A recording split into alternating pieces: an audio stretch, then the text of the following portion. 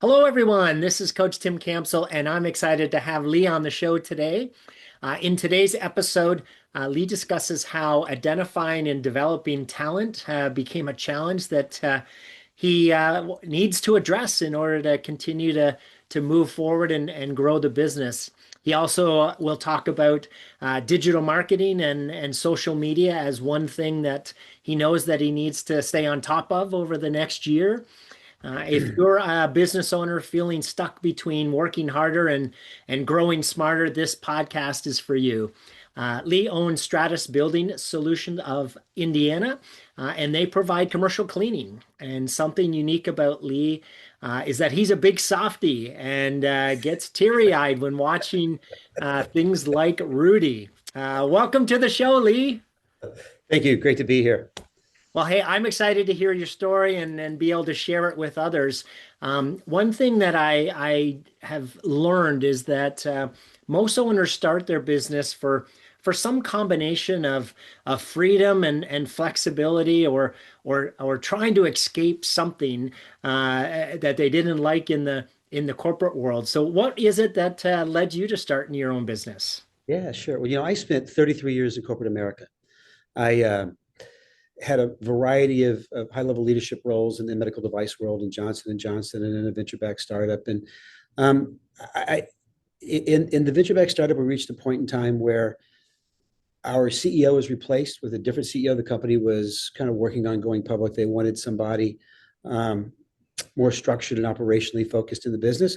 Company was based in Austin, Texas. We certainly live here. We live in Noblesville here in central Indiana. We love our life here in central Indiana, which sometimes people in Austin, Texas can't really fully understand.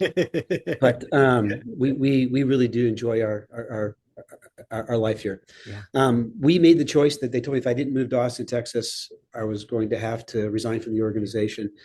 And we kind of reached the point where we made the decision that we would leave the company Yeah. after a little over 8 years there, and we had some great success there, Yeah. which left me with a pretty good parachute. I had a Mhm. little time to kind of consider and think about what I wanted to do. Yeah. One thing I knew I didn't want to do at that point in time was work for somebody else. Yeah. And so my wife was not on the same page with me probably initially. Yeah. She was very much about you need to get a job. We had two kids in college. We had some things going on. Um, and so I interviewed. I actually turned down a number of VP of sales jobs as I was going through this process. And every time she got a little more frustrated and aggravated with me while I was evaluating business opportunities to start. Yeah. And when I finally came to her and said, I think we're getting the janitorial services business, she truly thought I had lost my mind. But I will honestly say, looking back, it was the best decision that we ever made Uh-huh. as a family, and it's worked out great for us. And That's so awesome. that's kind of how I got here. I just Yeah. really was at a point in time where I thought it was time to build a business for us Yeah. and our family versus building businesses for other people, which I had been doing my entire career. Love it. Love it. So starting a business does require a bit of a leap of faith, as you just described, in terms of your wife, wondering if you were crazy. So what specifically made you say, I can do this, even though, you obviously you didn't have it all figured out yet? Yeah. Well, I was actually very confident, maybe overly confident, I might say, because really, as we kind of took a look at different business models and different opportunities, one thing we really kind of focused on was what do we really do well? I Hmm. mean, what's our experiences have been? And, I'm not an engineer. Yeah. I'm not going to invent the next great invention Yeah. and build a company. I'm not going to do a technical type of a product platform. My background is in commercialization of services and businesses Yeah. and building teams. And as we looked at the opportunities to do that, this really felt like best leveraged our experiences and skill sets and what we do best. Yeah. I love how intentional you were about that and planful.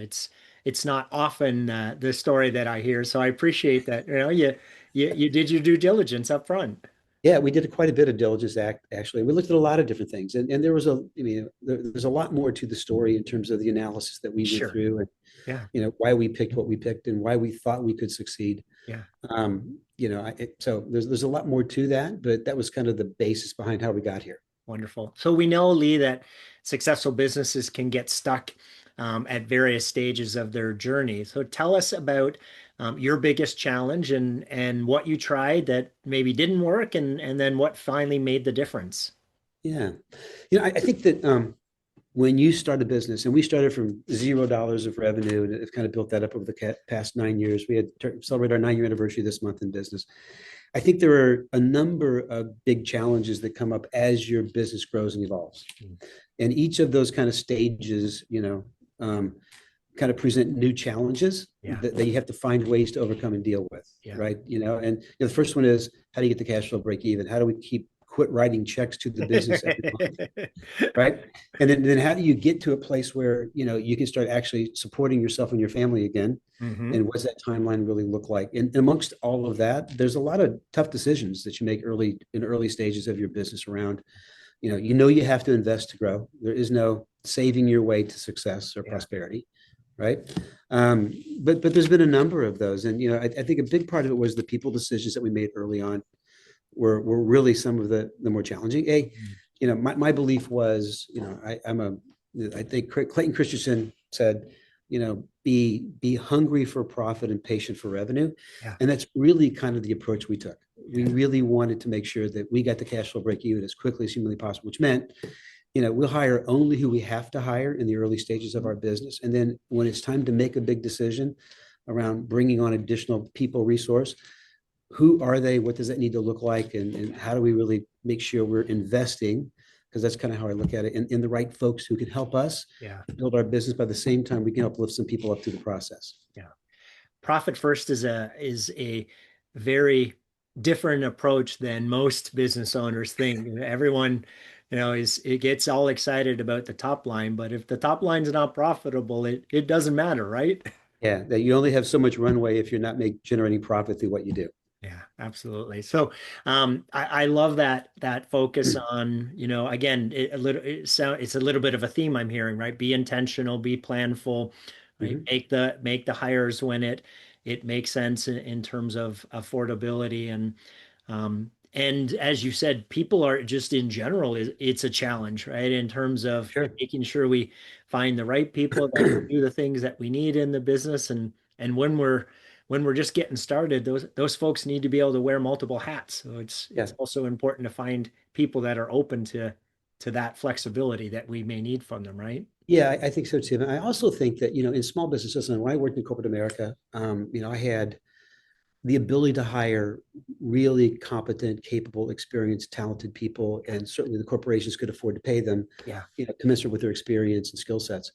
Um, when you start your own business and you're an early stage business, and I think it's a very different leap of faith in terms of A, who can I afford, Yes. Yeah. and B, what are kind of the non-negotiable talents that they need to bring to your business Mhm.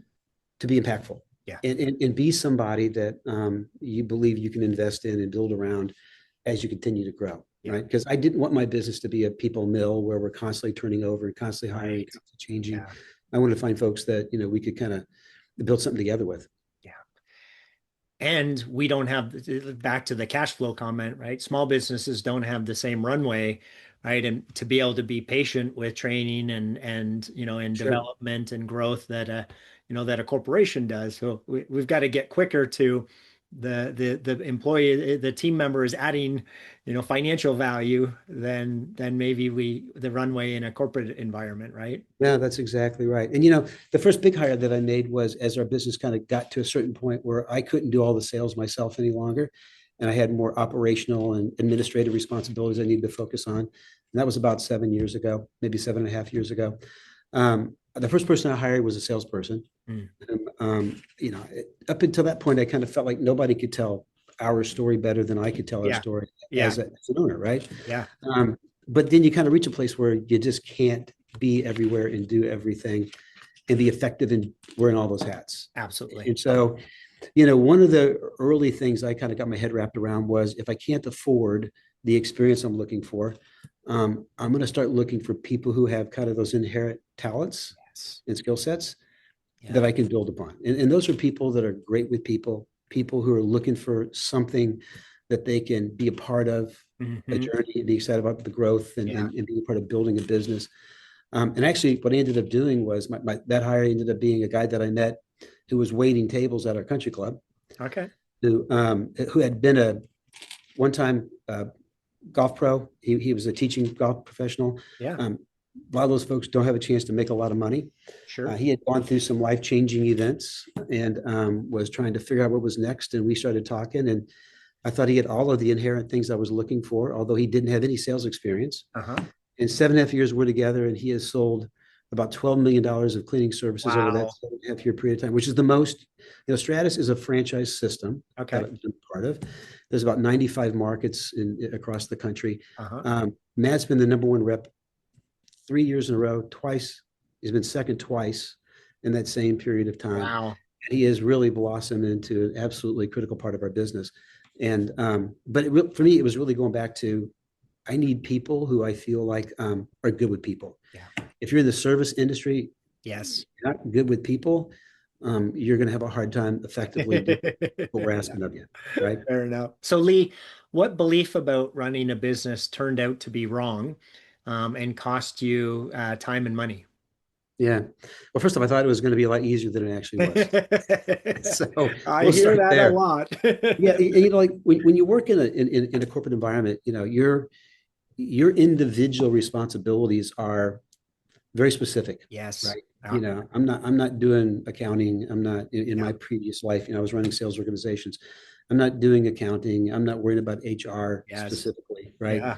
There was a host of things that we have people who do all those things. I'm Yeah. not doing financial analysis. I'm not doing, Sure. all the stuff. When you come into your own business, then suddenly you're kind of thrusted into a place where you look, the only place you can look is in the mirror Yep. because ultimately it's going to be you that's got to figure it out Yeah. and solve it. And that comes from, what phone system do you select? How do we set up the computer network? Yeah. There's just a lot of stuff there that was a lot to Yeah. kind of get your hands around in the early going and trying to do it in such a way that we didn't have to redo it in 6 months, Yeah. right? Or that we were being smart about how we were spending money and what that really looked like, because Yeah. that's an important part of the equation too. For But sure. those were really tough pieces Yeah. in the early going, and it was a lot harder than I thought it was going to be. Yeah. One of the first things we talk to new clients about is that it's buying back their time, right? What Yeah. are things that they can, if they have employees that they can delegate, if they don't, that maybe they can outsource to, like you said with the salesperson, like get some things off your plate right away to free up some time to think and plan and right and guys about where's the most value that you can add to the business. Because yeah, you're right, when we're doing everything and juggling all those balls and wearing all those hats, it's just constant, right? Run, run, run, right? It is. And then really, as you kind of get through the first few decisions, then as our business scaled and grew, it was really, what are the things I really don't like doing? Hmm. That there are probably people who are far better at doing those things than I am. Absolutely, yes. And how can I find that resource Yeah, in an affordable manner and bring it into our business and kind of take a little bit of that off my plate yeah, so that I could focus on the things that I do well that I think are more incrementally valuable, to the business. yeah. Love it. A similar vein, we know that success is all about our mindset. So, what's been your biggest mindset shift that you've had to work through? Yeah. Well, as I said earlier, when we started, we had two kids in college. We had made a little bit of money, so we had some cushion to get through this. But when you start a business, you got to have money to buy the business. You got to have money to capitalize the business with equipment Yeah, and inventory, furniture, all the things that you need, sure. computers, etc. Yeah, Yeah, you have to have money to keep going until you get the cash flow break even, and you got to find a way to pay your bills, right? I mean, hmm, there's levels of this that you have to kind of take into consideration.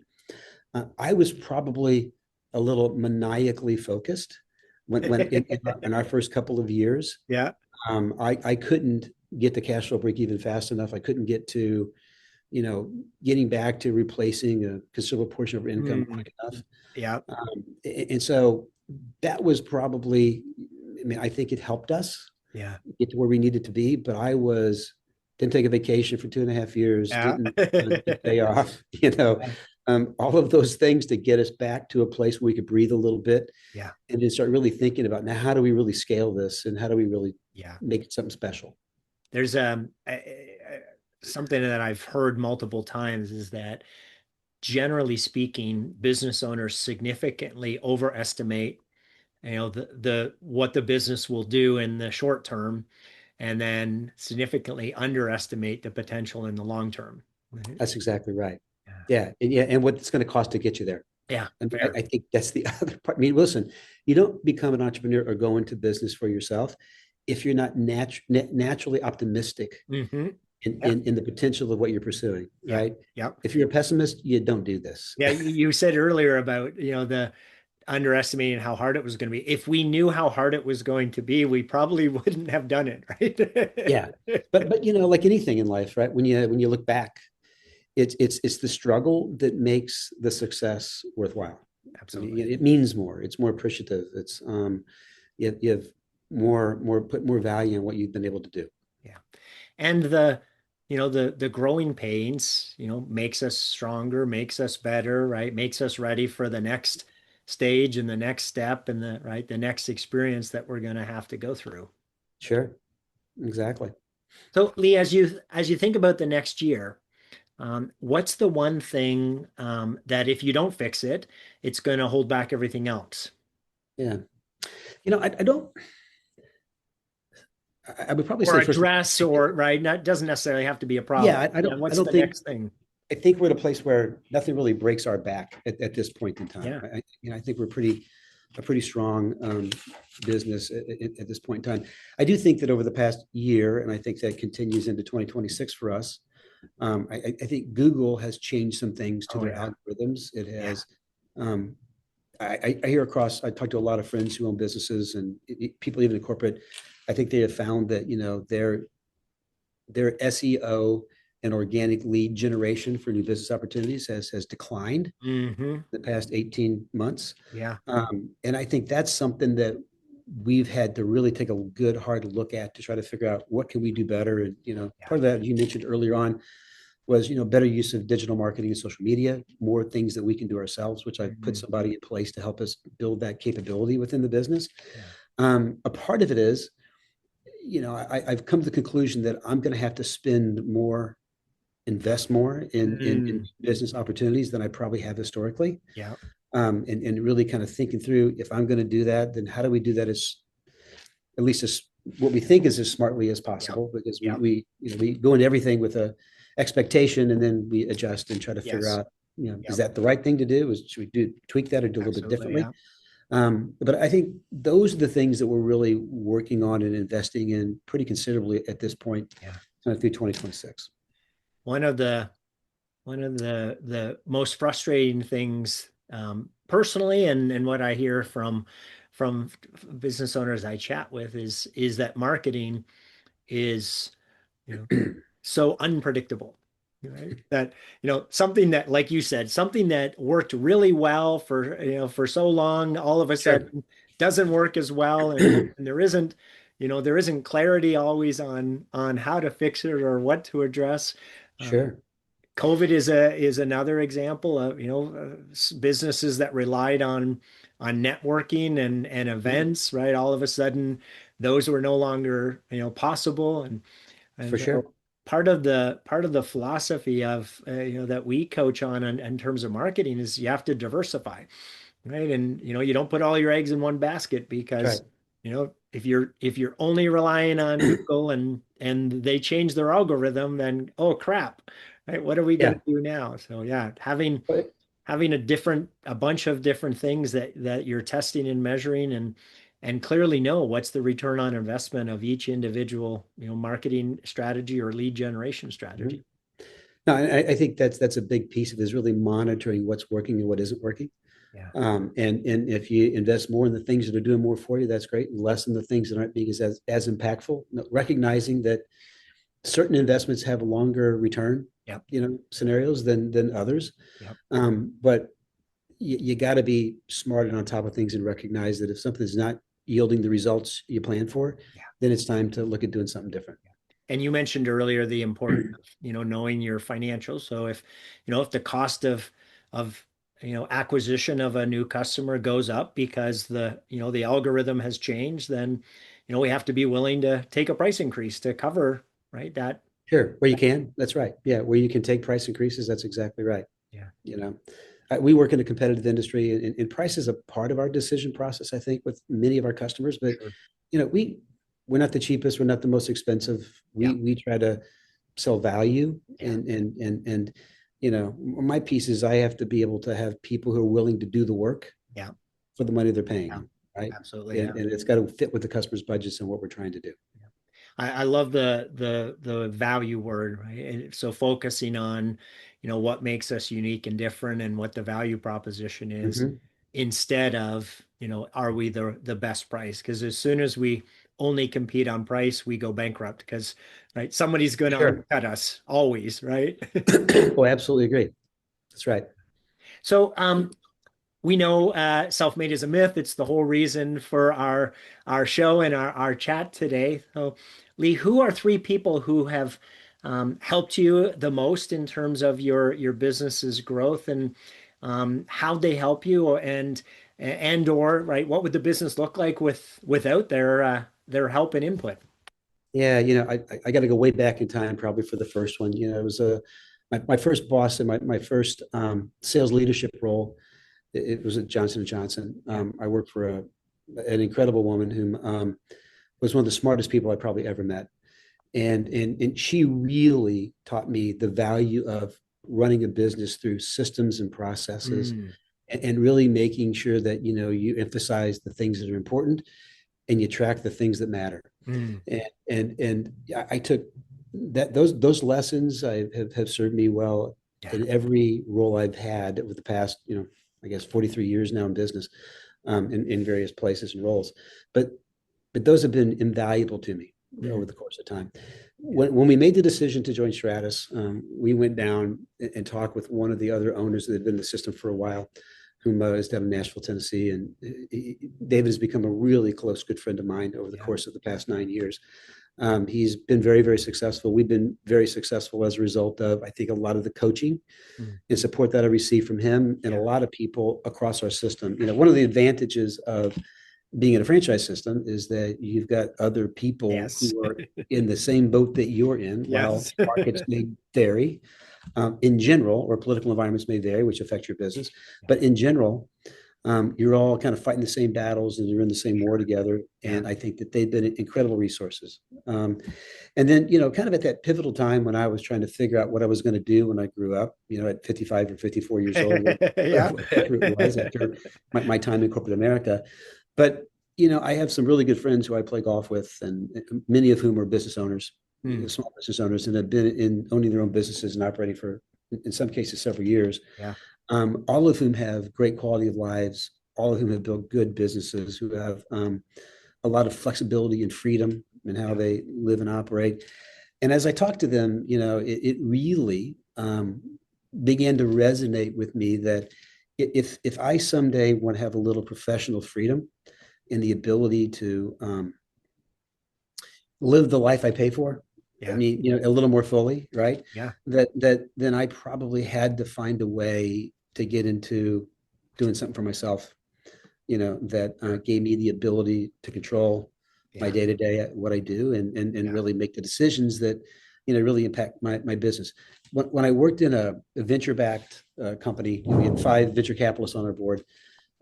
It was a really frustrating environment because I was the head of sales and marketing in that business.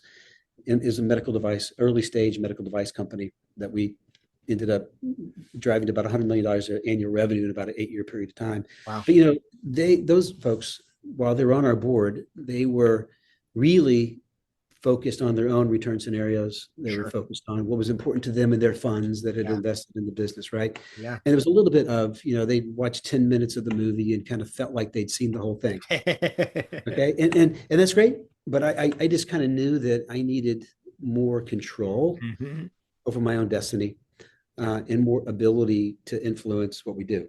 Now 9 years later, I'm here and I still have control of my destiny. Yeah.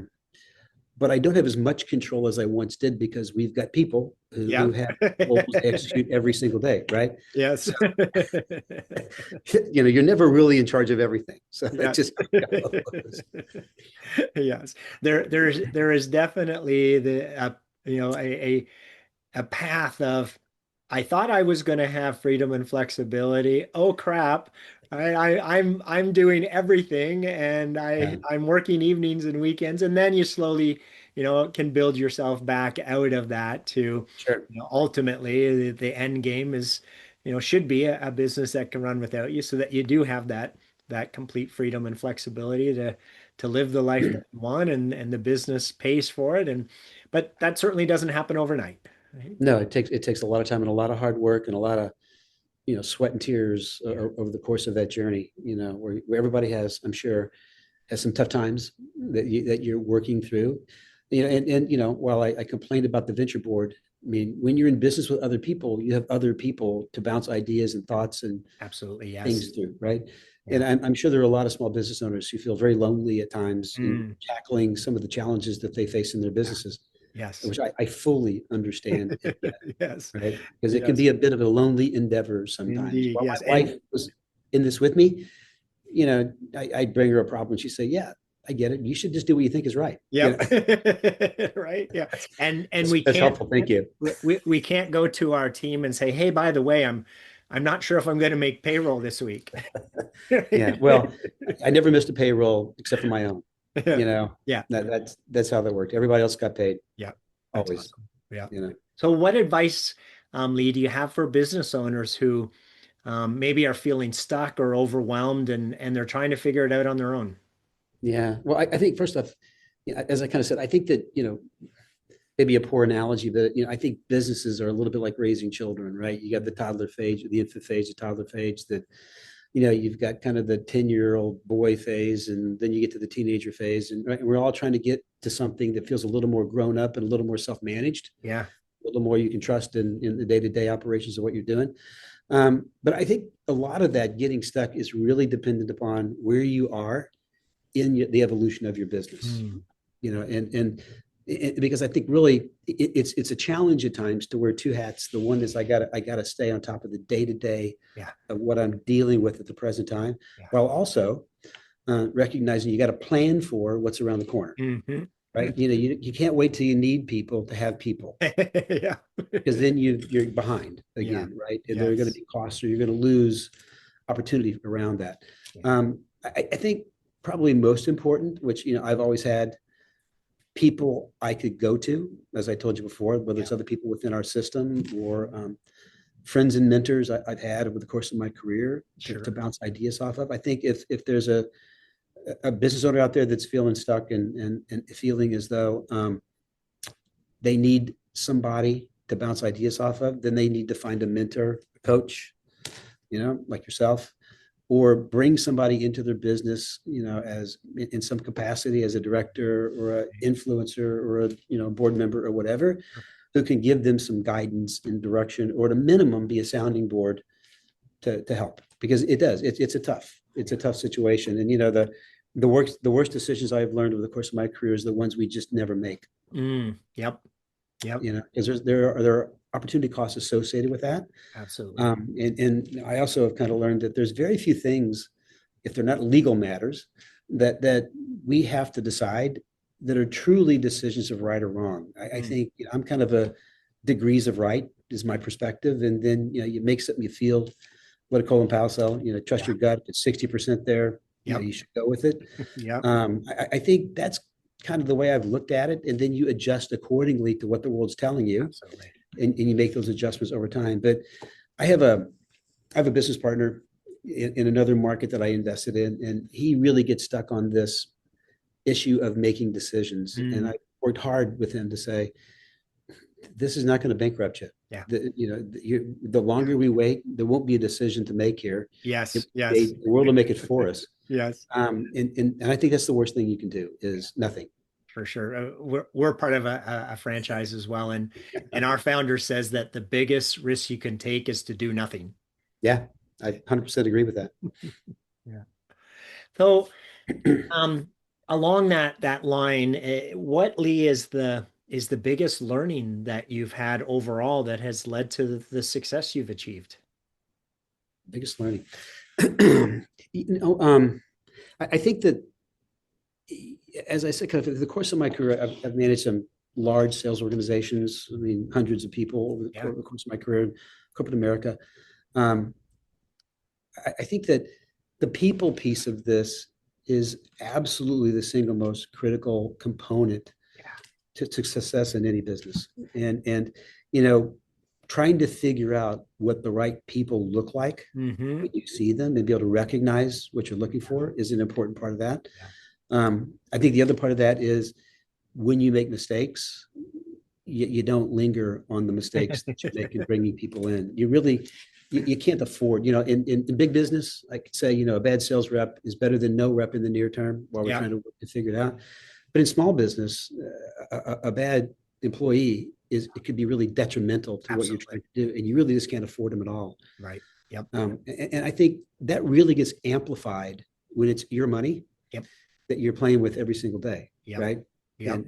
And how you really look at that. And I think that's a big piece of it. And, you know, I tell people, because I talk to a lot of people within our system who are trying to get this figured out. And I always try to say, why did you choose to do this to yourself? Yeah, Right? right. What were you thinking? Was it freedom? Was it, financial freedom? Was it building something that you could get some exit value out of someday? But ultimately, it's about the people and about paying attention to your bottom line and making sure you're continuing to challenge yourself and challenge the business and invest in the right resources, that yield continued results. It doesn't get any easier the bigger your business gets. Mm, If anything, it becomes a little more challenging mm. to keep the ship in the right lane, right? Yeah.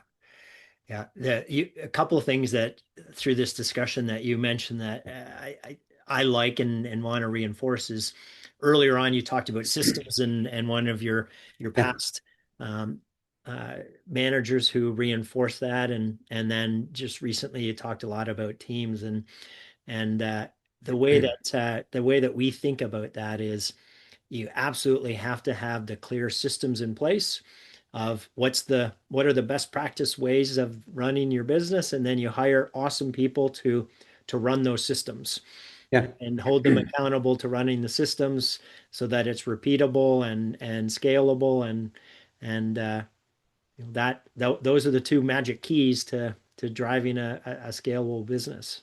Yeah. And I think, back to the kind of the system process piece of that too, Tim, is that um, if your sales are below where you want them to be, for as an example, okay, I mean, you can look at your sales number so long and not learn a lot, right? Mm. It's the inputs that drive the Yeah. output Right. Yep. and the results in your business. And I think, you got to stay focused on the inputs all the time. If your sales are not where you need them to be, do I have enough good appointments? Do I have Right. enough close rates? What's my messaging and my value proposition looking like? I mean, there's so many places Yep. along that pathway Yeah. that you have to really evaluate that yield the result, whether it's great Mhm. or it's not where you want it to be, that you really got to pay attention to. Yeah. And what I like about that, what you just described is if you identify a few different areas and you make a 10% improvement, right, in a number of areas, there's a big multiplier effect to the bottom line, right? Yeah, that's right. Yep. And I think along the same lines with that is that no matter how big your organization is, I think that everybody in your organization needs to really understand what's important to the Mm, success of the business. yeah. You can't be the only person who in your building who is connected to what we're trying to do here. Yeah. And Absolutely. everybody has a role and everybody's got accountability Indeed. relative to their roles and Yeah. the things that we're asking them to accomplish on a daily basis, right? And that we spend a lot of time talking about that. We Yeah. track metrics across the different functions within the organization because that's how we measure success, Yeah. and we know kind of fundamentally where we need to be in certain elements of our plans. And if we're not there, then we Yeah. know we're not going to be accomplishing what we as a team committed we were going to do. Absolutely. And just to reinforce your point, what gets measured gets done, right? Mhm. Yeah. Yeah. And, I used to have an old boss, used to say all the time, you get what you expect and you deserve what you tolerate, Yeah. which has really stuck with me over the years because it's really true. Absolutely. So, Lee, sounds like you've been blessed with some incredible people in your journey. If they were all here today, what would you want to say to them? Yeah. Well, I first say thank you. I'd probably tell them how much each of them individually meant to me. I was it's kind of funny. I had somebody who worked with me and worked for me for about 8 or 9 years in corporate America.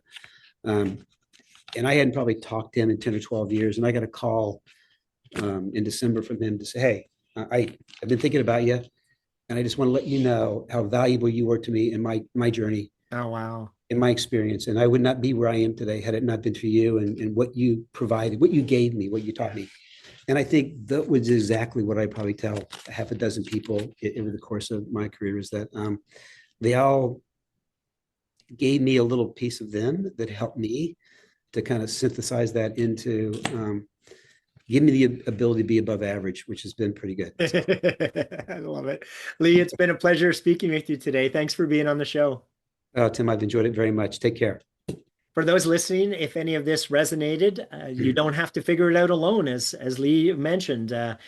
We do have a 2-week coaching and training trial to help you to step back and gain some clarity. And you can find the link in today's description. And if this episode made you realize that you're carrying more than you should, you're going to want to catch our next episode. Our guest is going to share their growing pains and things that they've worked through and challenges they still face. So like the show, comment on it, and subscribe so you don't miss our next episode. Take care. Thanks for listening to the Self-Made is a Myth show. Please help spread this movement by liking and subscribing to our show and following us on Facebook and LinkedIn. To join our movement, go to bemadtogether.com. Okay, folks, that's a wrap. Please pay it forward and be sure to tune in next time to the Self-Made is a Myth podcast.